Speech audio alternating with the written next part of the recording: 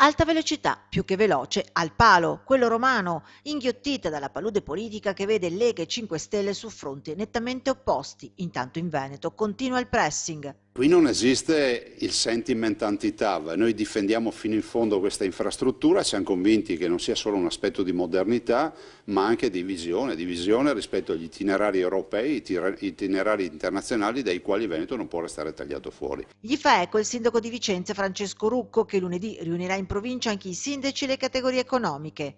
E noi stiamo andando avanti a lavorare come se dovessimo domani mattina proseguire con i lavori, e è un'occasione per noi importante, peraltro i costi-benefici del ministro Toninelli non ci sono stati ancora comunicati rispetto alla tratta Torino-Venezia, quindi la parte anche vicentina, è pertanto importante che tutto il mondo, diciamo, politico, categorie economiche, sindacati si riuniscano attorno a un tavolo e ragioni insieme su cosa fare. È una posizione chiaramente ideologica, quella del Movimento 5 Stelle, noi vogliamo fare un tavolo di amministratore, di esponenti del mondo economico, politico che lavorano insieme per unità di intenti. Una situazione di stallo che se non fa bene la politica fa danni all'economia, chiamato a mediare ancora una volta il Premier Conte.